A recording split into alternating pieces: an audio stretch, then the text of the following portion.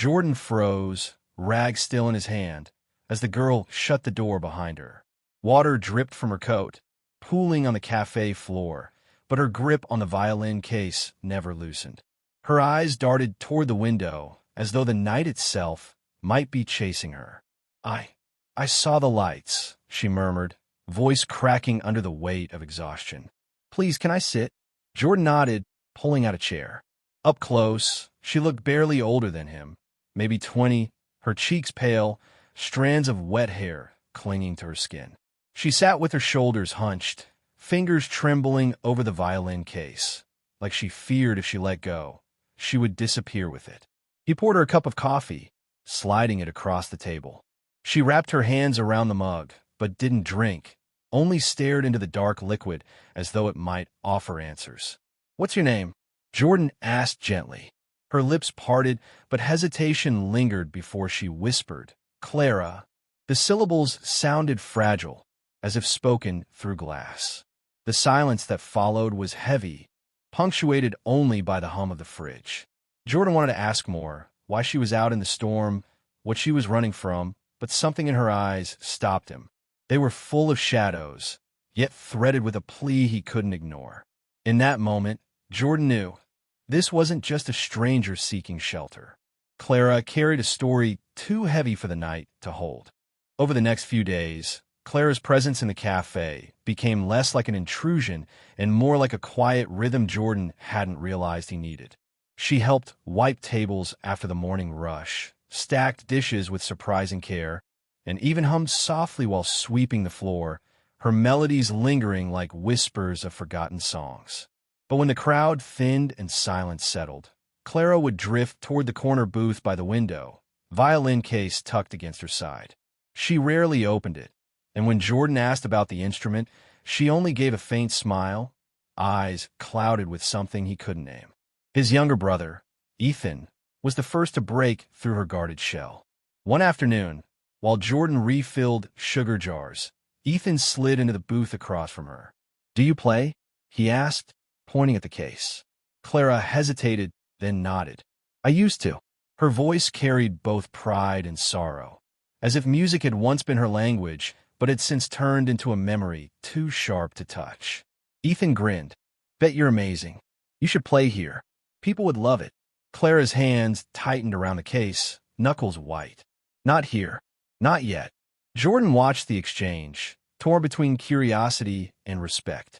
Clara was a mystery wrapped in rain-soaked clothes and unspoken fears, yet the way Ethan's laughter made her smile, genuine and unguarded, hinted at the person she might once have been.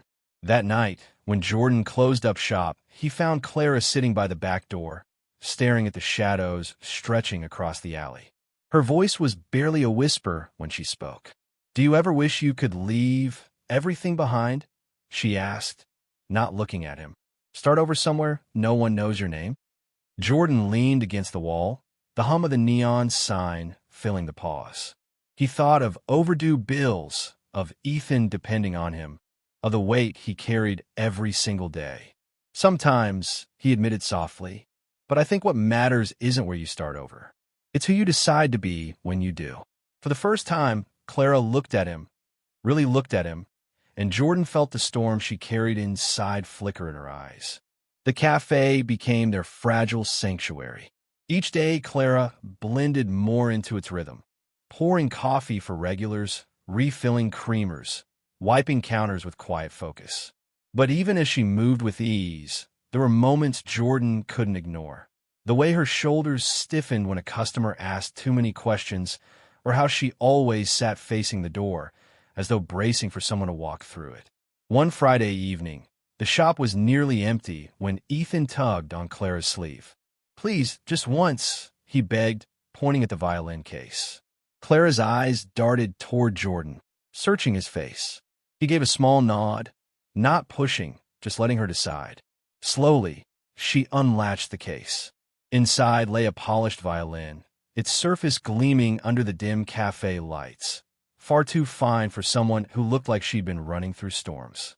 When Clara raised the bow, the room shifted.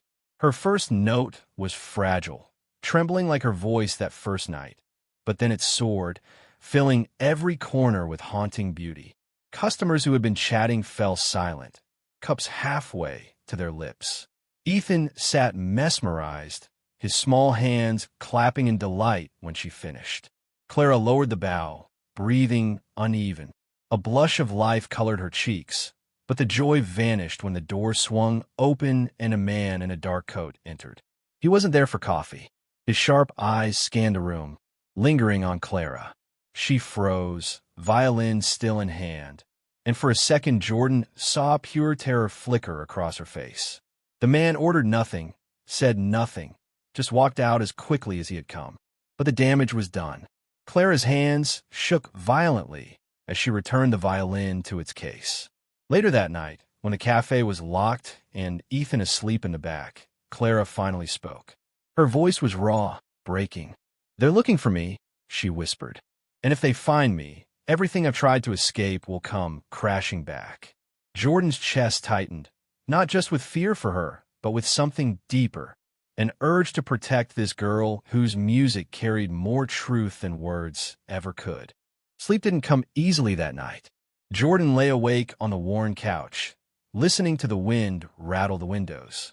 From the back room, he could hear Clara pacing softly, the creak of the floorboards betraying her restlessness. When dawn broke, he found her sitting outside the cafe, violin case at her feet, her face pale in the gray morning light. She looked like someone caught between running and collapsing. "I can't keep lying to you," Clara said, her eyes fixed on the empty street. "You've been kind, more than I deserve, but you should know the truth." Jordan sat beside her, silent, waiting. "My name isn't Clara." Her voice cracked. "It's Elena. Elena Marlowe." She swallowed hard, as if even saying it carried weight. "My family owns the Marlowe Conservatory, the concert halls, the music schools. You've probably seen the name." Jordan blinked. He had. Posters, newspaper articles, glossy magazines.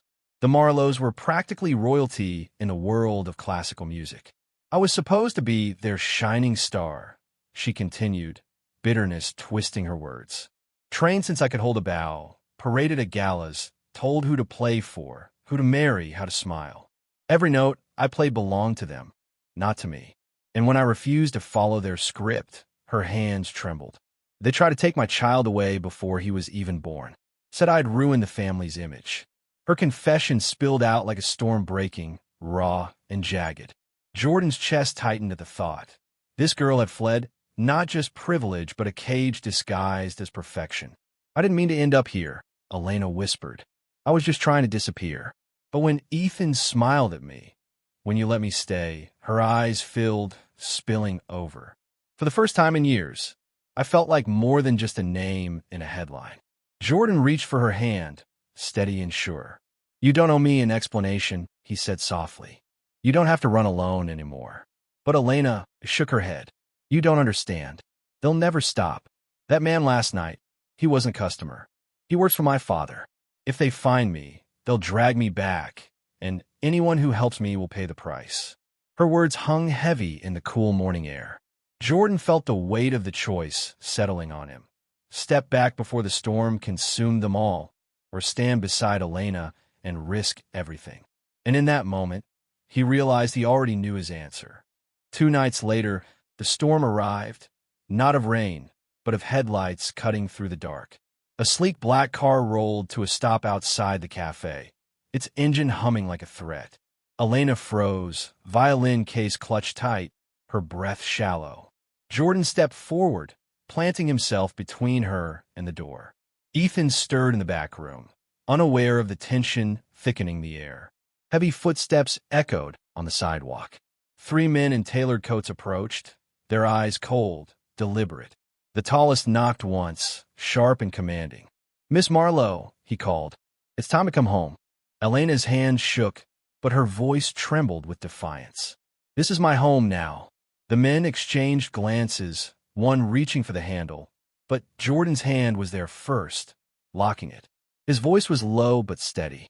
"She's not going anywhere she doesn't choose."